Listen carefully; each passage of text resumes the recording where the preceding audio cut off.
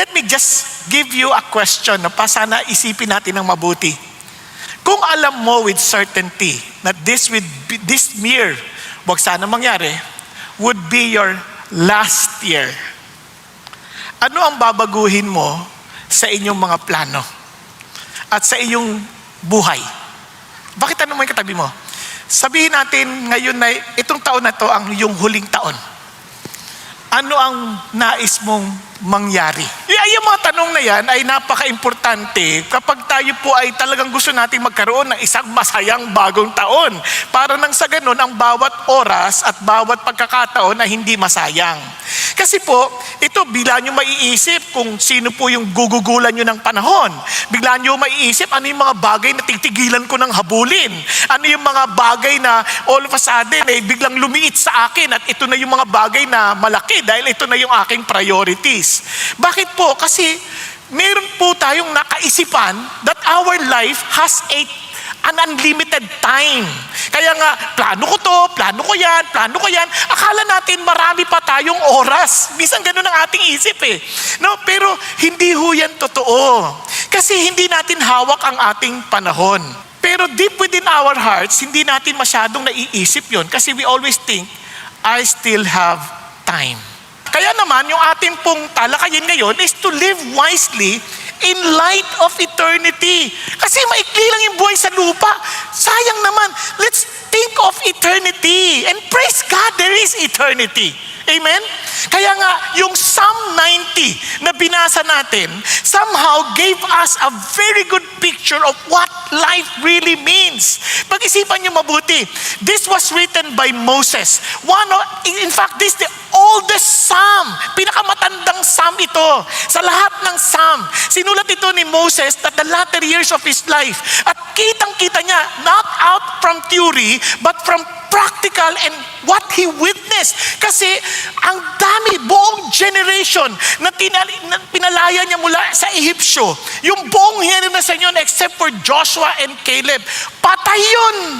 Kaya araw-araw na ginawa ng Diyos sa kanyang buhay, kita niya ang dami niyang nililibing, may namamatay araw-araw, at yung buong wilderness na yun, napuno yun ng maraming taong namatay. Kaya hindi ito isang bagay na parang teorya lamang. Kasi sa kanyang isip, alam ko to mabigat ito, hindi ito biro. Kasi sabi niya, I need to understand itong aking last part ng buhay ko. Yun din, pinagdaanan ko yan. And I need to live wisely in light of eternity. Pakisabi mo sa tabi mo, mabuhay ka ng matalino. Sa tingin ng kawalang hanggan. Kasi kung ito lang yung buhay natin, kawawa naman tayo. Kawawa talaga tayo. Kaya nga, salamat talaga sa Diyos, may eternity. So how are we to live wisely? Ito ho. Know who God is based on the Psalm.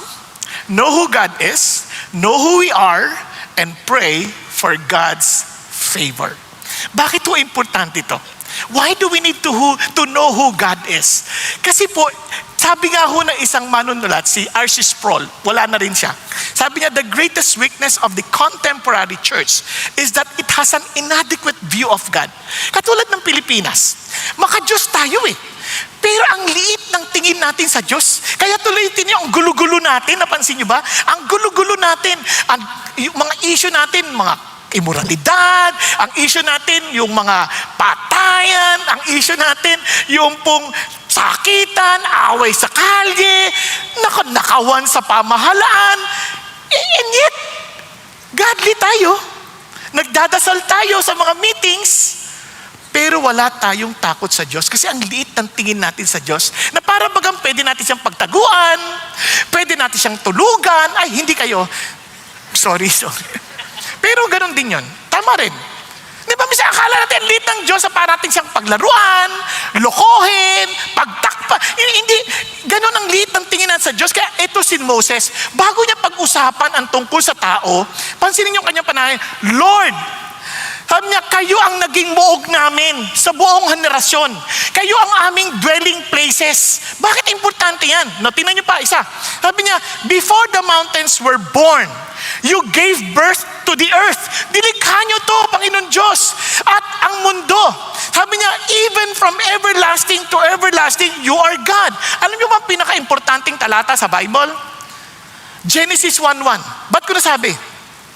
And God created the heavens and the earth. Kasi kapag yan ay totoo, then we better take Him seriously.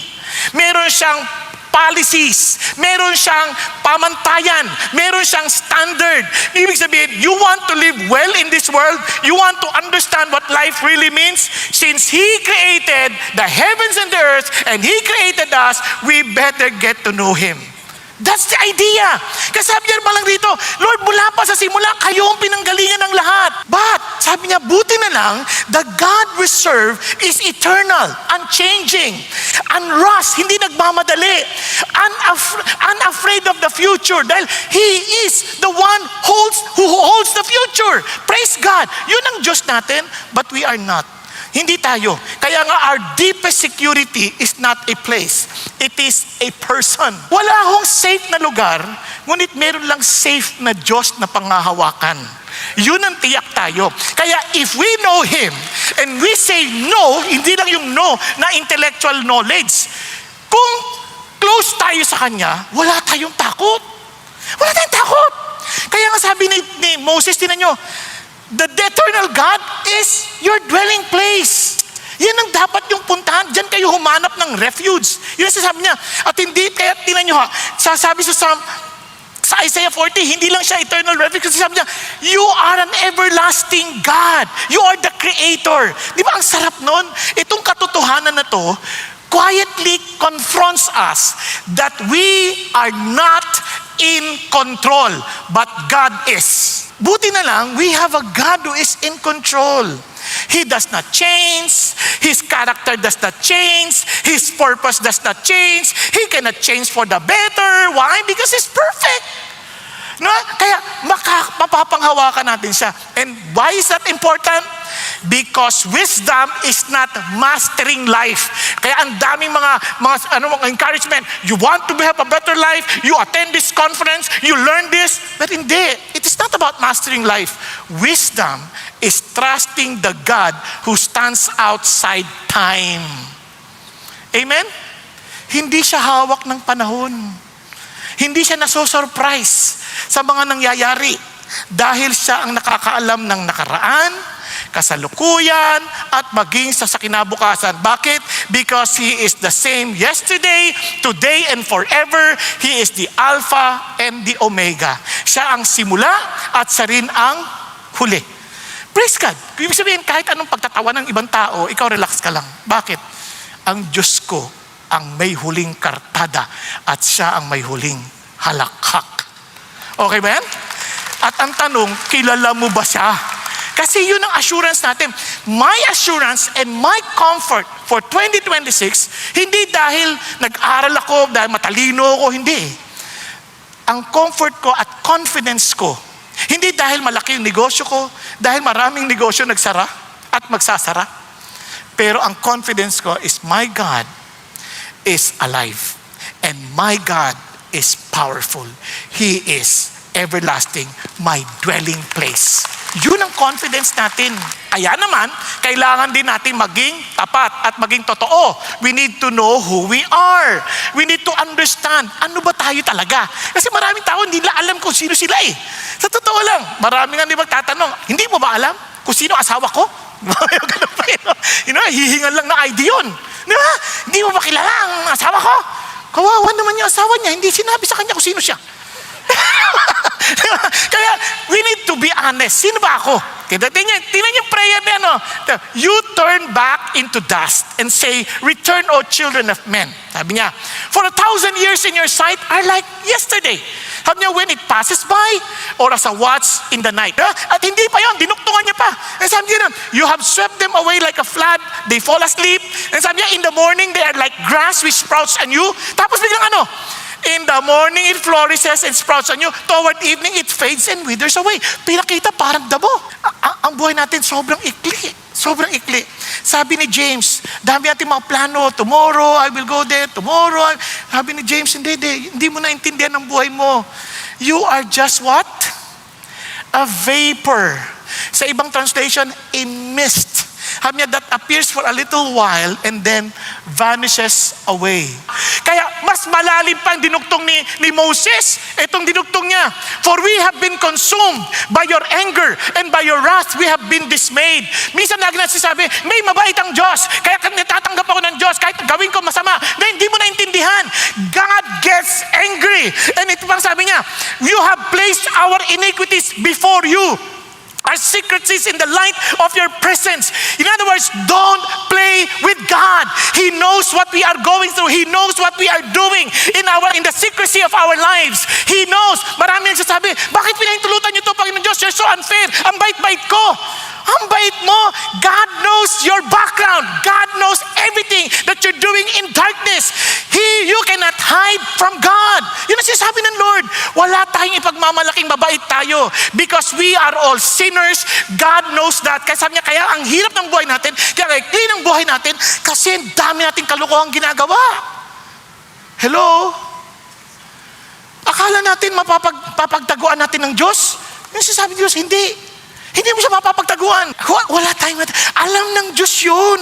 Kaya sabi niya, huwag ka na magkunwari. Kaya sabi niya, tinan niyo karugtong ha. Itong amazing, sabi niya, for all our days have declined. In your fury, we have finished our years like a sigh. Parang, yung lahat ng ginagawa namin, Lord, dami naming mali. Kaya naman, tingnan niyo ang sabi ng Lord. Kasi sabi niya, no, tingnan nyo naman buhay namin.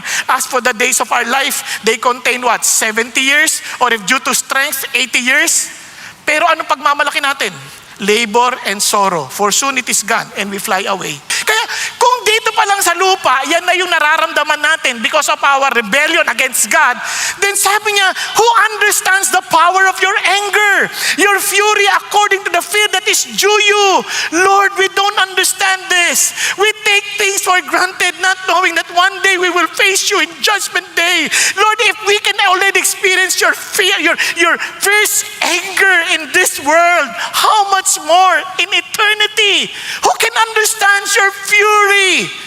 Minsan minamaliit natin ang Diyos. Pwede ba kilalanin natin? Ang liit natin, maliit pa tayo sa langaw. Sa harapan ng isang makapangyarihang Diyos. Don't ever presume that you're okay with God unless you are in Jesus Christ. Kaya naman, kung naintindihan natin kung sino tayo, it is better for us to be in repentance because repentance is not weakness, it is wisdom. Every day of our lives, Lord, nalihis po ako. Pwede bang ibalik mo ako? Lord, pwede bang ilihit mo ako? Kaya nagpapasalamat ako sa Diyos kasi nakita ko yung kamay ng Diyos. Paano niya ako binabantayan? Huwag kang madidipulis ka na. Anak, kasi bakit? Kasi naintindihan, Lord, takot po ako sa'yo. Ayoko po magkamali sa'yo. Kaya Panginoon, para mong awa, huwag mo akong hayaang madapa dahil takot ako. Buti na lang pangako ng Diyos, hindi kita hayaang madapa at masubsob dahil hawak kita. Kaya tinan nyo ano request ni Moses. Teach us to number our days that we may present a heart of wisdom. So, we need to ask God for favor. We need to pray to God's favor. Kasi nga, ano ibig sabihin ng favor? Lord, alam ko naman, kailangan ko kayo kasi yung favor, parang ano yan grace yan, yung parang you don't deserve it, but God is very much willing to give it to you. So, hindi masama lumapit kay God, Lord, alam ko, I don't deserve this, but I'm asking you because I have no other hope but you. Naintindihan? Yung bang naintindihan mo deep within your heart. Dahil nakilala mo kung sino si God, nakilala mo kung sino yung sarili mo, Lord, alam ko, wala akong kakayanan, so please, I just trust you. I just believe in you. Kaya ano yung sinasabi na? Anong favor? Tingnan yung una, ni-request niya, para mabilis yung maiintindihan. Pray for the favor of wisdom, pray for the favor of loving kindness, pray for the favor of joy, and pray for the favor of lasting legacy. Tingnan niyo po, wisdom for example. Sabi niya, so teach us to number our days. Anong request niya? That we may present to you a heart of wisdom. Sabi niya, Lord, maikli ng buhay namin. Pwede niyo bang habaan? Hindi ganun na kanya request. Lord, maikli ng buhay namin. Pwede niyo bang, pagpalain ko ng maraming pera? Dahil maikli ng buhay namin Hindi ganun na kanyang request. Ano request niya? Lord, bigyan mo ako ng wisdom. Bigyan niyo ako ng wisdom. Ano ba yung wisdom? Wisdom in scripture is not intelligence. Hindi yan talino. Wisdom, it is living rightly in light of God's will. Lord, dahil alam ko, maikli lang ang buhay ko, pwede niyo pang turuan paano mabuhay ng tama ayon sa kalooban ninyo. Kasi kung kayo yung may likha, kayo yung hindi nagbabago, kayo yung maaasahan namin, din ba't mabuti nang sumunod kami sa kagustuhan ninyo? Tama ba? Tama? Gusto ko nang tiyakin na ikaw kakampi ko. Okay ba tayo dyan? Kaya Lord, turuan niyo po ako, bigyan niyo ako ng wisdom na mabuhay ako ayon sa iyong kalooban. Yun ang sinasabi ng Lord. Ayon sa kanyang kalooban. Now, tingnan niyo po paano natin sabi na it must be according to His will? Tingnan niyo sabi ng Bible. Therefore, be careful how you walk. Not as unwise men, but as wise. Parang sinasabi dito, kung Tagalog yan, maging maingat ka sa iyong pamumuhay. Huwag kang maging, forgive me for the term, but it's better for us to be clear. Huwag kang, ang hirap pala sabihin, no? Huwag kang, ano? Ayun, yan. Kung pwede, huwag kang hindi nag-iisip. Ano yung hindi nag-iisip? Huwag kang lagi nakatunganga, pwede ba? Pwede na yan, ano? Mas malapit na yun, ano? Pwede, sabi niya, huwag ka lagi nakatunganga, kundi maging matalino ka. Naunawaan? Maging matalino ka. Sabi niya, tiyakin mo yung panahon. Kasi, sabi niya, bakit? Make sure, make the most of your time. Bakit? The days are evil. Ano ibig sabihin? The days are evil. Maraming mga pangyayari na hindi mabuti. You know what I'm trying to say? Bakit? Kaya, yun ang sinasabi ng Lord. So then, sabi niya, huwag kang magtunga-tunga nga dyan. Sabi niya, unawain mo, yung kalooban ng Diyos. Huwag kang magpa-pressure sa culture na everybody's doing it. Kasi ganito ang buhay ng tao. Tingnan niyo po akala ng tao matalino tayo. Kaysa Lucas, sabi niya, he told them a parable saying, the land of a rich man was very productive. And he began reasoning to himself saying, what shall I do? Patagumpay ako. Ang dami kong ani. Sabi niya, since I have no place to store my crops, dami kong ani. Then he said, this is what I will do. Sisirain ko yung aking barn. And sabi niya ganun, and magtatayo ako ng mas malaki. And there I will store all my grains and all my goods. Doon ko lahat iipunin. At sabi niya, and I will say to my soul, soul, you have many goods laid up for many years. Hindi mo na kailangan magtrabaho. Sabi niya, dami mo ng ipon. And sabi niya, take your ease. Mag-enjoy ka na lang. Eat, drink, and be merry. Sabi ba naman ng Diyos, ay, nakatunganga ka na naman, sabi niya. Sabi ganon, ngayong gabi, haharap ka na sa akin. At sino ang mag-aari ng lahat ng iyong inihanda? So is the man who stores up treasure for himself at hindi mayaman sa Diyos. Kasi sabi ng Diyos, alam mo, hindi mo hawak ang bukas. Huwag kang makapagpapakasiguro. Tuloy pa natin. Tingnan nyo. Kaya sabi ng Lord, paano ako magiging maayos ngayon? Kaya, balik ka sa salita ng Diyos. You want to know His will? Sabi niya, this book of the law shall not depart out of your mouth. Para hindi yan maalis sa labi, dapat punong-puno yung puso. Because out of the abundance of the heart, the mouth speaks. Amen? And sabi niya, and you shall meditate on it day and night. Sabi rito, kaya mo gagawin yon so that you will be careful to do everything written in it. Nang maingatan mo. Hindi yung parang akala natin sinabi ng Diyos. Yung pala, hindi niya sinabi. Kasi God will deal with us not according to what we think He said, but according to what He truly said. Ano ba talaga sinabi ng Diyos? Yun ang gagawin niya. At tutuparin niya yun. Kaya whenever you read the scripture, read talagang as if the Lord is talking to you personally. Kasi yun ang sinasabi niya. Dahil ito yung katotohanan. Kasi sabi nga, then your way will become prosperous. Yung Psalm 119, pag binasa nyo, it will give you light, it will give you direction, it will shape your wisdom. Hallelujah. Kaya nga, Lord, I'm not asking for a long life. Teach me how to live. Diba? Lord, I'm not asking you for business. Teach me how to do business according to your word. Yun ang tinuturo ng Diyos. Lord, ang sarap ata ng Panginoon. Napakabuti niya sa atin. Amen? Now, look at this. Kaya ngayon, we can also pray for what?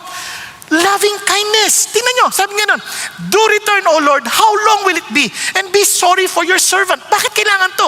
Tingnan, sabi niya, satisfy us in the morning with your loving kindness that we may sing for joy and be glad in all our days. Pag sinabi mong loving kindness, itong salitang ito, hindi talaga ma-interpret ng diretso eh.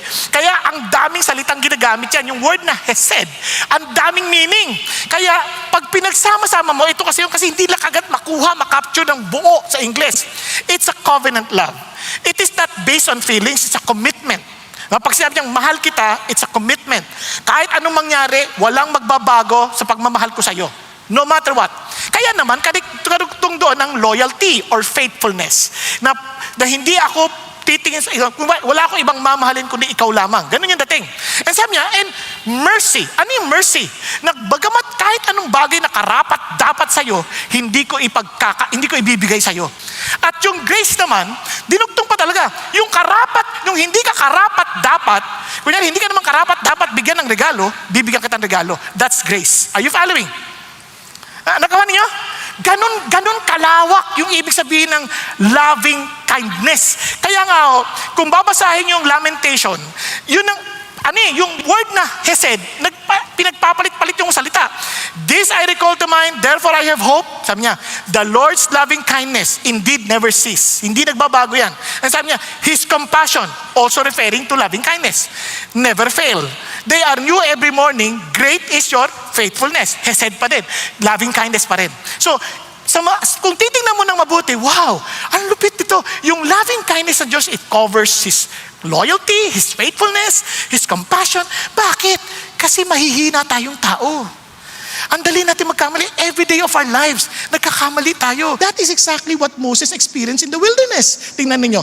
Sabi ng Moses, galit si Lord eh. Sabi niya kasi itong mga Israelites, naniwala doon sa mga 10 spies na malalaki yung kalaban nila. Hindi sila mananalo. Sabi ni Lord, ano ba to? Hanggang kailan niyo ko itatakwil? Hanggang kailan niyo ko itatakwil? Sabi niya, hanggang kailan kayo hindi maniniwala sa kabila ng lahat ng aking mga signs, mga miracles na kinagagawa sa inyo? Tumawid na kayo sa dagat na pula. Nakita niyo na paano kayo pinakain ng mana. Hindi pa rin kayo naniniwala. Sabi niya, pinakita ko na yan sa inyong kalagitnaan. Kasi talagang sisirain ko na kayo talaga with pestilence. Wala na, hindi ko na kayo bibigyan ng lupa. Tas ikaw na lang Moses, I will make you into a nation greater and mightier than they. Sabi niya, wala na, ayoko na. Sabi niya ganun, sabi ng Lord. Kasi si Lord, ine-express niya sa paabot ng ating makakayang iunawain, yung kanyang galit. Ngayon ito, si Moses nanalangin. Itong gusto ko sa Panginoon, siya'y nakakausap mo. He does not just say, Diyos ako, hindi mo pwedeng, basta sumunod ka lang. Hindi ganun. He builds relationship. Kaya sabi ni Moses, Lord, pardon I pray the iniquity of these people according to the greatness of your loving kindness. And sabi niya, just as you have also forgiven these people from Egypt, even until now, Lord, pinatawad mo na kami sa Egypt pa lang. Lord, hanggang ngayon, please. Sabi niya, so the Lord said, okay, I have pardoned them according to your word. Amazing. Ganon si God, hindi siya yung parang, hindi na magbabago yan, patay ka na.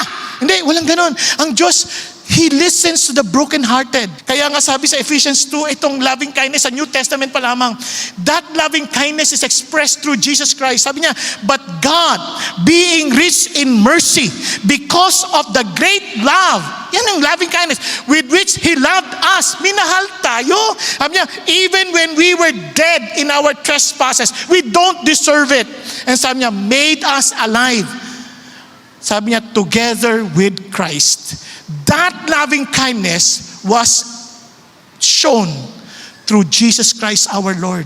Kaya every time na nalulungkot, down na down ko, Lord, will you forgive me?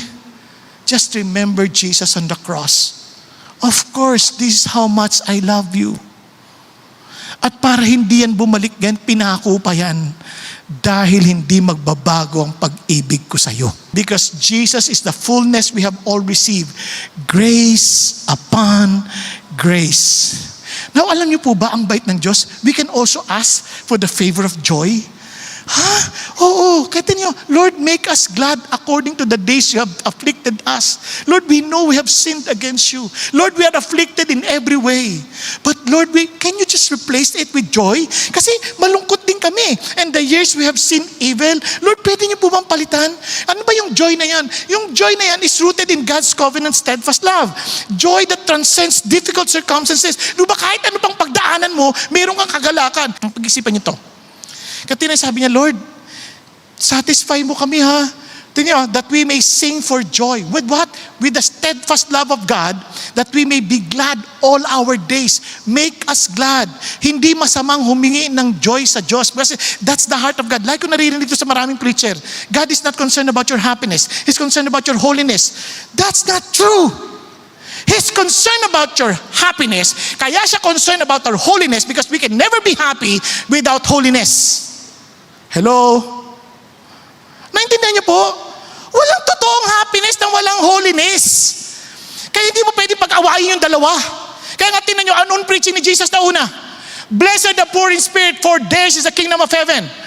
Blessed are the meek, for they shall inherit the earth. Blessed are those who mourn, for they shall be comforted. Yung word na blessed, oh how happy is a man. Yan ang gusto ng Diyos. He wants us to be happy, pero sa tamang paraan. So Moses, when he was asking this prayer, hindi siya naive, na parang wala siyang nararamdamang kahirapan sa buhay. Of course, we do experience some form of challenges. Of course, ganun din si Moses. Tingnan si Moses. Sabi kay mo, Lord, bakit yung pa napakahirap? Bakit ang hirap-hirap niyo para sa akin? Ba't niyo ako pinahirapan? Hindi ba kayo natutuwa sa akin? So sabi niya, nabinigyan niyo ako ng ganito karaming pasanin sa mga tao ito. Di ba nakakainis mo talaga minsan mga tao, no? Ito pa sabi niya, bakit? Ipinanganak ko ba itong mga tao na to? Di ba? Ako ba nagdala sa kanila dito? Sabi mo, kailangan ko ba silang kandungin? Parang aalagaan ko sila na parang mga bata. Sabi niya, Lord, kakainis na eh. Sabi niya, ako lang mag-isa dito, hindi ko to kaya. Tinan niyo, saan siya nagsasabi? Kay Lord. After niyang sabihin, ano sabi ng Lord? Kasi kumuha ka ng ibang kasama mo. Tapos, papakainin ko yung mga yan. Kasi naghihingi sila ng mana. Bukas, o tsaka ng meat. Sabi niya, bukas, abangan mo. Magpupunta dyan ng, papakainin ko sila lahat ng meat. Ano siya sabi ng Diyos? Hindi masama magsabi. Nga pa nasasaktan ka, Lord, nasasaktan po talaga ako eh. Panginoon, nakikita ko lang itong mukha na ito, nagigit-git na ako eh. Tulungan mo naman ako. Na makita ko siyang anghel, hindi ko siya makita ng demonyo, pwede? And God listens. Why? Kasi siya sumasagot sa panalangin. It's okay to ask God for joy. Kasi ang gagawin ng Diyos, hindi niya babaguhin yung circumstansya. Papakita niya sa atin yung source. Katinan yung prayer niya, restore to me the joy of your salvation. Bakit? Si David nagkasala eh. Nagkasala kaya nawalan yung joy. Kasi sabi niya, Lord, restore to me. Lord, pwede ba, iha mo maranasan kung kapatawarin mo ulit. At mabalik yan. Tapos sabi niya, and let me be in your presence. In your presence is fullness of joy. Kaya ang gulo ng buhay mo, ang layo mo sa Lord eh. Sabi niya, you have put gladness in my heart. Si Lord nagbibigay nun. Sabi ng Lord, that my joy may be in you. The joy ni Jesus ibibigay sa atin. And may the God of hope fill you with all joy. Yun ang hangad. Bakit? Only God can fill us with joy. Kaya nga, yan ay prutas ng Espiritu Santo. The fruit of the Spirit is love, joy. Kaya ang mga Christians noon, despite the persecution, despite all the difficulties of life, the disciples were continually filled with joy and with the Holy Spirit. Nagkakaintindihan po? And finally, ano sinasabi ng Lord? A favor for lasting legacy. Alam mo, tinan yung prayer niya. Lord, let your work appear to your servants and your majesty to your children, to their children. Hindi lang sa akin, kundi maging sa aking mga anak. At sabi niya, look at this. Let the favor of the Lord our God be upon us and confirm for us the work of our hands. Yes, confirm the work of our hands. Ano pansin niyo ba? Dalawang beses inulit. Lord, confirm, establish the work of our hands. Lord, establish. Ano yung ibig sabihin nun? Lord, allow our works na magtutuloy even without us. Hello? Kasi kung yung work na to, nag-e-exist lamang dahil nandito kami, hindi to yung work. Ang work na hinahangad namin, Lord, yung magtutuloy kami, magtutuloy itong trabaho kasi will mo to, trabaho mo to, ibig sabihin, kahit wala kami, magtutuloy ito. Okay ba yan? Nagkakaintindihan? Kaya hindi sayang yung trabaho. Kasi that is exactly what God wants. I will build my church that even the gates of hell shall not prevail.